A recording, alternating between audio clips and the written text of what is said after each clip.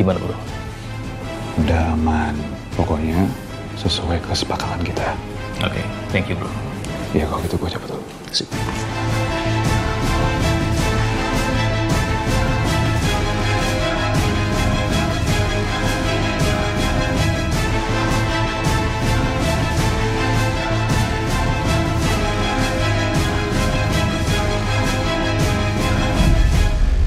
Ternyata saya dibohongi oleh suami saya.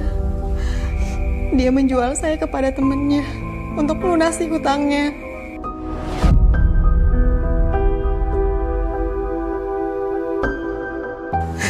Mbak, saya benar-benar gak habis pikir. Segitu parahnya suami Mbak melakukan hal yang keji pada Mbak.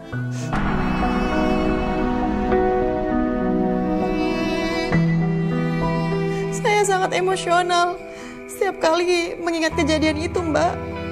Hati saya benar-benar hancur. Iya Mbak, saya pun turut bisa merasakan Mbak. Yang sabar ya Mbak. Bagaimana Mbak? Mbak sanggup melanjutkan ceritanya?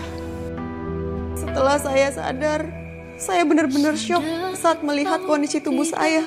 Saya merasa jijik. Ini semua gara-gara kamu ya. Kamu tuh nggak becus ngurus anak, ngerti nggak? Rara itu leukemia, tapi kamu nggak tahu gimana sih kamu jadi ibu. Ibu macam apa kamu, ha? Untuk hancurkan aku. Rusak sudah aku dan hidupku. Kau tinggal. Omongan ngacu kayak gitu gak usah kamu denger ya. Kamu ngapain percaya sama orang lain? Aku ini suami kamu. Harusnya kamu lebih dengerin aku loh sih. Istri macam apa kamu, ha? Udahlah, aku mau istirahat.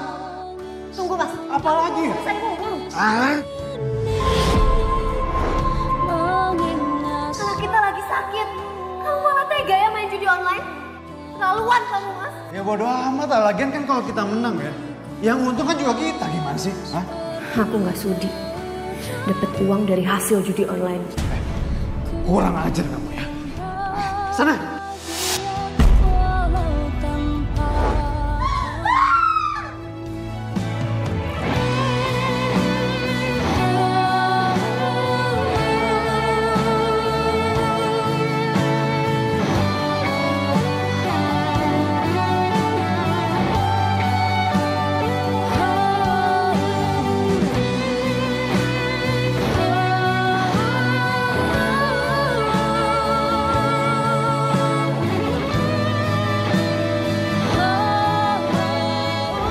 Kamu nggak apa-apa.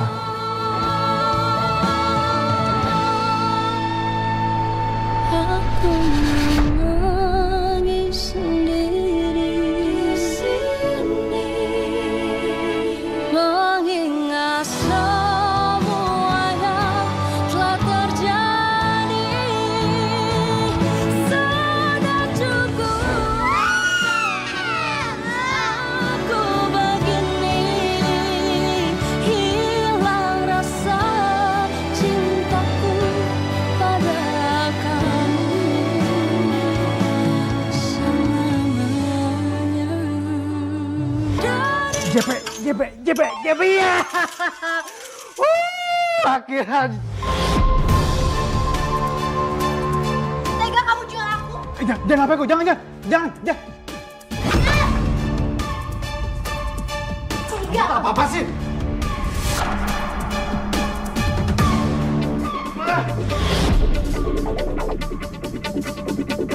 Awas kamu ya.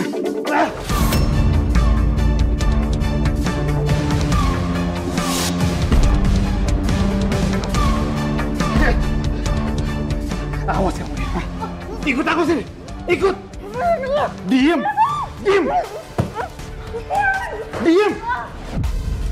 Awas ya. Kalau kamu berani ngelawan aku lagi, kamu terima akibatnya, ngerti?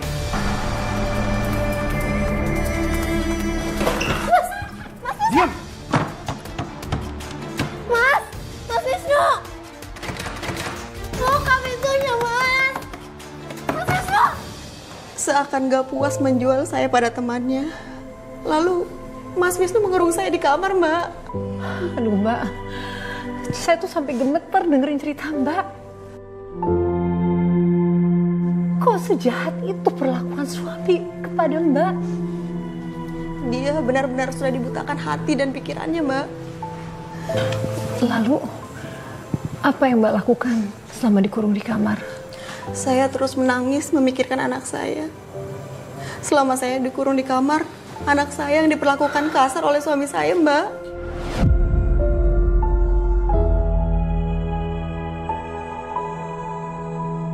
Ayo makan.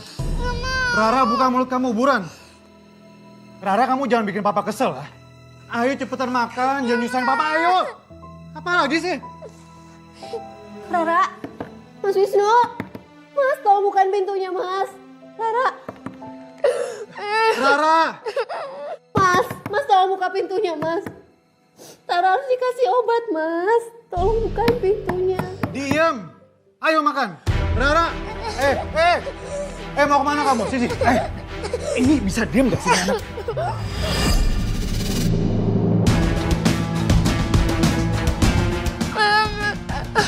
Bisik. Mas tolong bukain pintunya Mas Wisnu. Diam kamu. Papa cubit ya. Mas Wisnu, kamu apain Rara Mas? Tolong jangan sakiti Rara. Cukup kamu sakiti aku Mas Wisnu. Mas Wisnu. Ah, gitu. Mau kemana? Langsung kamu tuh bisa diam gak sih dengerin papa ya? Kamu tuh jadi anak tuh nurut sama papa ya. Mas Wisnu. Awas ya kalau kamu gak nurut sama papa lagi. Papa jubit kamu, ngerti?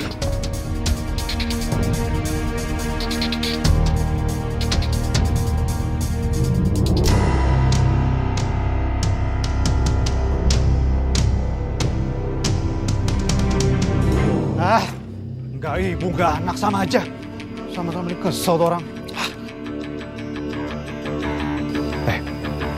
Gue kayak masih punya saldo deh. Gue main aja kali ya. Siapa tau gue menang nih. Hah?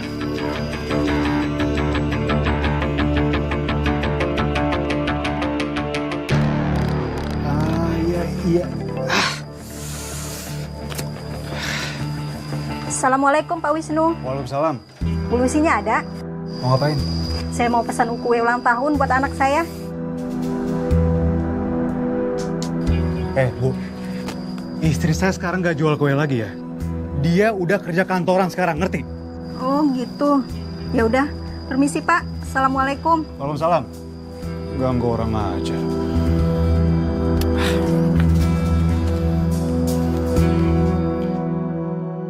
Rara, yang sabar ya nak.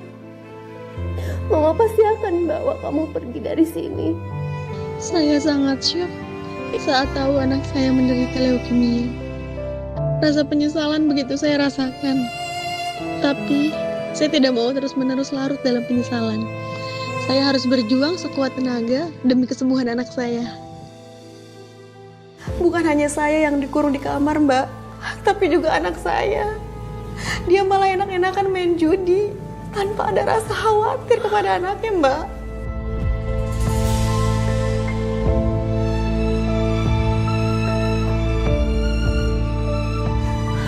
Lalu Mbak, selama dikurung di kamar, bagaimana kondisi anak Mbak? Karena anak saya nggak mau makan dan minum obat, kondisinya semakin lemah. Saya takut terjadi apa-apa dengan anak saya, Mbak.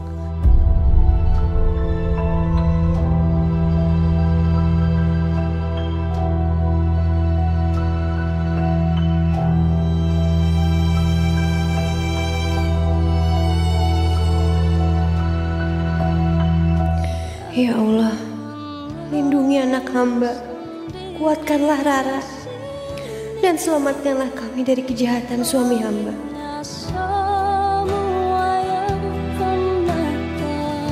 Aku harus kuat demi Rara. Aku tuh udah bela-belain jaga Rara. Kamu kasih aku 100.000 doang. Pelit banget sih kamu jadi orang. Sini. Mas jangan, Mas, ini buat berobat Rara, Mas. Sini. Mas jangan. Diam. Bawel banget jadi orang. Mas jangan mas, mas. Bisik.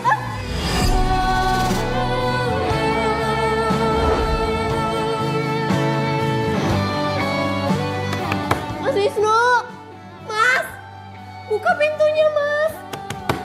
Mas Wisnu, kasihan Rara mas. Rara harus minum obat.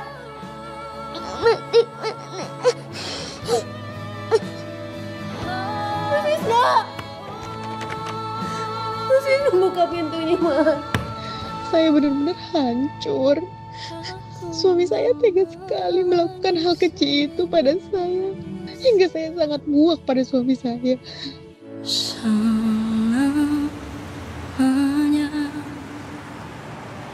Bro, sorry ya, saya datang terlambat. Nggak apa-apa kan? Pokoknya malam ini, kamu harus bawa istri kamu kesini lagi.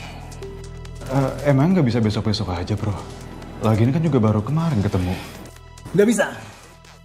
Kalau kamu mau hutang kamu saya anggap lunas, secepatnya kamu bawa istri kamu kesini. Hah? Iya. Saya bawa istri saya kesini, bro. Nah gitu dong. Gue tunggu loh. Oke? Pulang. Iya, bos.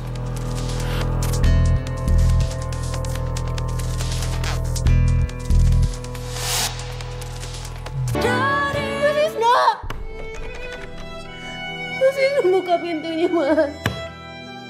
Mas Wisnu, Rara harus dikasih obat mas. Kan kamu tahu Rara lagi sakit. Kamu tega Mas Wisnu.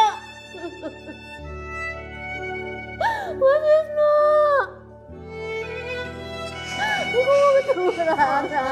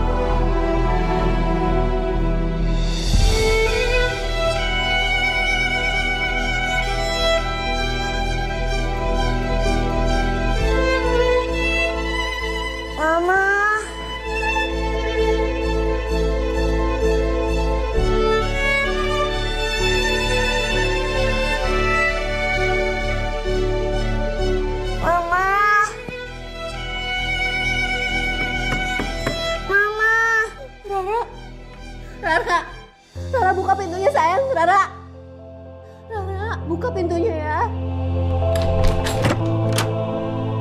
Aduh, Rara bangun sayang, Rara.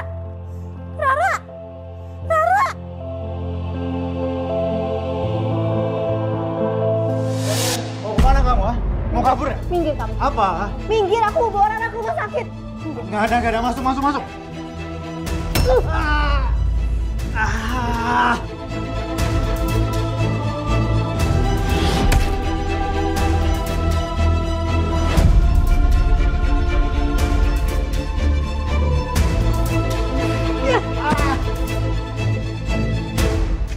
Wah, luar biasa sekali perjuangan Rara untuk menolong ibunya. Saat itu saya juga nggak menyangka kalau Rara bisa melakukan hal mustahil yang dia lakukan dalam kondisi yang lemah. Lalu setelah itu Mbak, bagaimana kondisi Rara? Alhamdulillah, anak saya mendapat pertolongan dari dokter. Andai aja kalau Rara nggak dibawa ke rumah sakit, saya nggak tahu apa yang terjadi pada Rara. Berarti Tuhan sayang sama kalian. Doa Mbak Lucy dikabulkan Tuhan. Iya benar Mbak, saya benar-benar bersyukur bisa melewati semua permasalahan hidup ini. Dan bagaimana dengan suami Mbak? Saya mengajukan cerai, lalu saya memilih menghilang dari dia. Karena laki-laki seperti dia tidak bisa diharapkan lagi. Jujur, saya masih trauma Mbak. Dan saat ini Mbak, kondisi Rara seperti apa?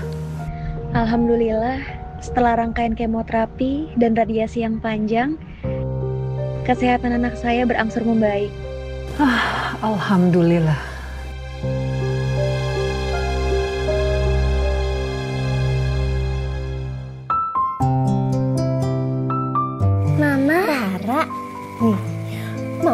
boneka buat kamu. Makasih Mama. Sama-sama.